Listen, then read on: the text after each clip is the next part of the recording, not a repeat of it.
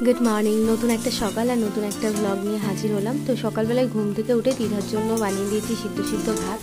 এদিকে ও বসে বসে ভাতটা খাচ্ছে আর ওর জন্য টিফিন বানাচ্ছি। টিফিনে চাউমিনটা ওর ভীষণ পছন্দের, কারণ চাউমিন আমি যেদিন যেদিন বানিয়ে দিই ওর বন্ধু বান্ধব নাকি ওর পিছু ছাড়ে না, মানে টিফিন শেয়ার কর, আমাকে টিফিন শেয়ার কর।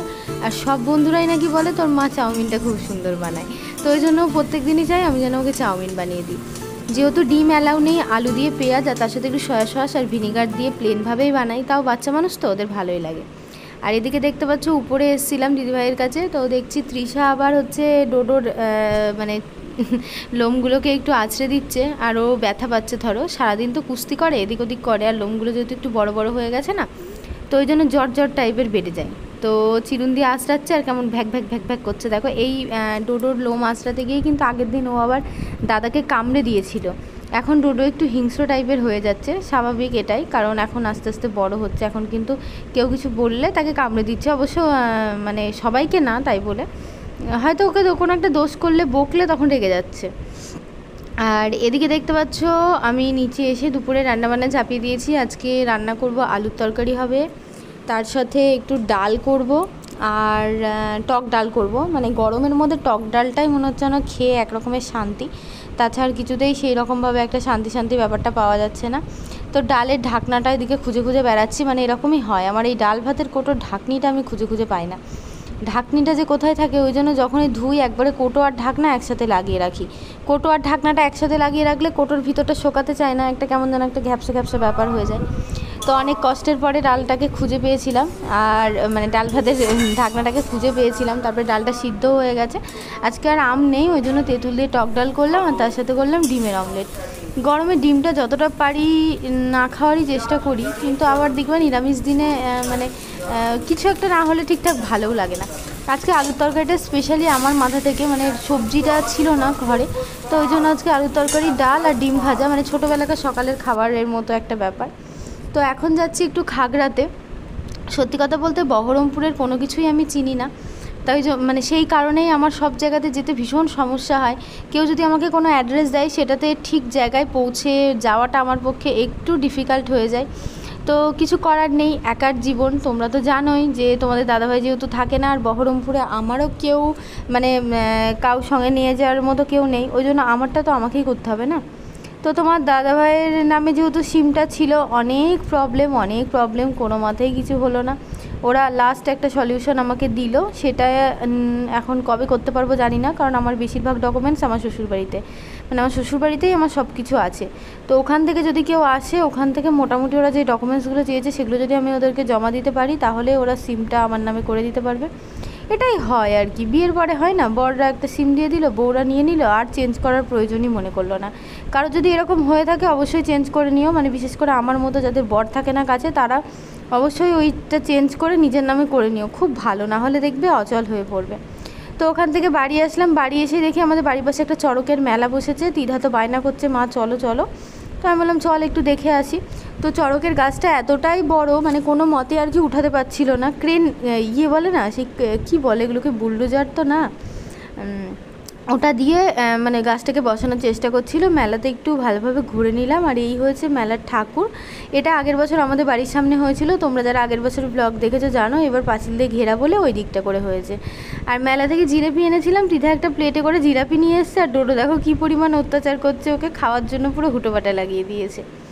তো যাই হোক, এটা দেখলে তোমরা প্রথম দিনকার ব্লগ। আর নেক্সট দিন যেটা হয়েছিল আর কি, তো আগের দিনকে আমি বিকালবেলায় দুধ এনে রেখেছিলাম, তো সেটা তোমাদের সাথে শেয়ার করা হয়নি, কিন্তু খুব একটু অলস অলস ভাব লাগছিলো বলে আমি আর মানে দুধটা দিয়ে আইসক্রিম বানাইনি। আমার মেয়ে কয়েকদিন ধরে মা আমাকে কুলফি বানিয়ে দাও, মানে দোকানের যে দেখবে মটকা মালাই, যেটাকে আগে বলতো, আমরা খেতাম, কেটে কেটে 4 পিস করে আমাদেরকে দিত, ওটা একদম ঘরে বানানো এত ইজি আর এত টেস্টি হয় না, মানে কি বলবো। তো ফ্রিজে ডিপের মধ্যে রেখেছিলাম বলে দেখো মানে দুধটা একদম বরফ হয়ে গেছে। আর এখন ভাবলাম যে এই টাইমে যদি না দিই, দুপুরের টাইমে আর খেতে পারবো না, মানে আইসক্রিমটা ঠিকঠাকভাবে হবে না। তো ওই জন্য ভাবলাম চলো সকালের দিকেই আর কি আইসক্রিমটা বানিয়ে ফেলি। আর এই দেখো তোমার হচ্ছে মানে পুরো একদম চিপে চিপে বার করে নিয়েছি, একটু দুধও নষ্ট করবো না।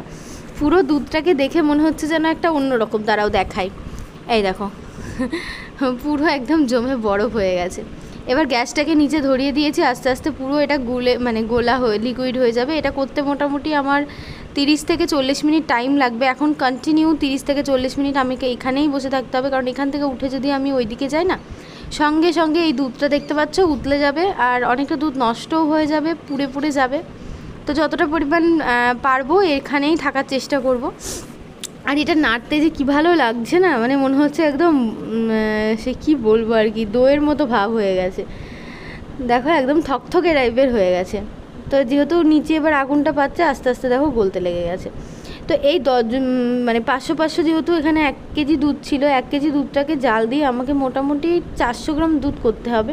তুমি যত এটাকে জাল দিতে পারবে তত এটা টেস্টি হবে। তো এদিকে চলো, এখনও তো যেহেতু বরফ আছে, আমি ওদিকে বিছানাটা তুলে নিই, কারণ বিছানাটা তুলে নিতে নিতে এটা বরফটা গলে গেলে তখন এখানে এসে বসবো। এদিকেও তো বেলা হয়ে যাচ্ছে না, কাজ গোছাতে হবে। আর তিধাদের এখন স্কুল টাইমিংটা চেঞ্জ করে দিয়েছে, 6:50 থেকে, মানে 7টার থেকে স্কুল টাইমিং শুরু হচ্ছে তোমার 11:30 পর্যন্ত। 11:30টার সময় এত পরিমাণে রোদ থাকে কি বলবো। তাও তো ধরো যেহেতু বর্ষণ আর আমাদের বাড়িটা একই জায়গাতে, বর্ষণের মা একদিন আনতে যায়, আমি একদিন আনতে যাই। আমাদের যে মানে প্রত্যেকদিন যে টোটোটা করা আছে সেটা কিন্তু দিয়ে আসা নিয়ে আসা করে না, মানে দিয়ে আসে আর নিয়ে আসার সময় আমাদেরকে আনতে যেতে হয়। যেহেতু ওই দাদাটা আর কি কাজে যায়, ওই জন্য উনি নিয়ে আসতে পারে না, এটা একটা বড় সমস্যা। আর দুপুরবেলায় আনতে যাওয়া যে কী ভীষণ কষ্ট, মানে কি বলবো, বলার মতো না, মানে মনে হয় রোদে মুখ চোখ একদম পুড়ে যায়। আর এদিকে দেখো দুধটা অনেকক্ষণ ধরে জাল দিয়েছি, এবার এর মধ্যে অনেকটা গুঁড়ো দুধ দিয়েছি গ্লাসে। এবার গুঁড়ো দুধ থেকে এমনি তোমার জাল দেওয়া দুধ আর কি এর মধ্যে তুলে ভালো করে গুলে এটাকে ওর মধ্যে ঢেলে দেবো। এই যেমনভাবে আমি দেখাচ্ছি এরকমভাবে একবার বাড়িতে বানিয়ে খেয়ে দেখো, এত ভালো লাগবে। আর যদি কেউ আরও বেশি মানে করতে চাও, মানে দুধের লিকুইডটাকে, তোমরা একটু কর্নফ্লাওয়ার, মানে অ্যারারুট যেটাকে বলছো, এই কর্নফ্লাওয়ারটা একটু এইরকমভাবেই দুধ দিলে, গুঁড়ো দুধ দিলে, তার মধ্যে এই দুধটাকে দিলে তার মধ্যে 1 চামচ কর্নফ্লাওয়ার দিয়ে ভালো করে গুলিয়ে নিয়ে ওই মানে যে লিকুইডটা, ওটা এই সময় এরকম দুধের মধ্যে ঢেলে দেবে, দেখবে একদম গাঢ় একটা থকথকে ব্যাপার হয়ে যাবে। তো আমি কর্নফ্লাওয়ার আমার কাছে ছিলও না, আর কর্নফ্লাওয়ার দিলে টেস্টের এদিক ওদিকটা হয় না। টেস্টের এদিক ওদিকের মেন জিনিসটা হচ্ছে তোমার দুধটাকে খুব ভালো করে জাল দেওয়া একদম। তো এবার এর মধ্যে চিনি দিয়ে দেবো, তারপরে ওই লিকুইডটাকে দিয়ে অনেকক্ষণ নেড়ে নেড়ে, দেখতে পাচ্ছ কালারটা চেঞ্জ হয়ে গেছে। এবার একটু আমন্ড কুচি কুচি করে কেটে নিয়েছি, ছোট ছোট করে কেটে নিয়ে দিয়ে দিলাম। কিশমিশটা নেই আমার কাছে, আর কিশমিশ থাকলে একটা কিশমিশকে 3-4টে করে দিই, মানে একটু কুচি কুচি করে দিই, একটু বড় বড় হলেও হয়, তো কুচি কুচি করে দিলে বেশি ভালো হয়। এবার দেখো মানে দুধটা মোটামুটি 50%-এর বেশি ঠান্ডা হয়ে গেছে, কিন্তু হালকা হালকা কুসুম কুসুম গরম থাকতে থাকতেই কিন্তু এই আমন্ডটা দিতে হবে। তো এবার আমি একটু মিষ্টিটা টেস্ট করে দেখব, মিষ্টির পরিমাণটা কেমন আছে। মিষ্টিটা একটু দিতে হবে, নাহলে ভালো লাগবে না। উফ বাবা, দেখেই লোভ লেগে যাচ্ছে। আর কি টেস্টি হয়েছে গো এই লিকুইডটা খেতে। এরকম করে যদি কাপে করে আমাকে 1 কাপ করে রোজ বানিয়ে বানিয়ে দেয় না, আমি তো একদম চেটে পুটে খেয়ে নেব।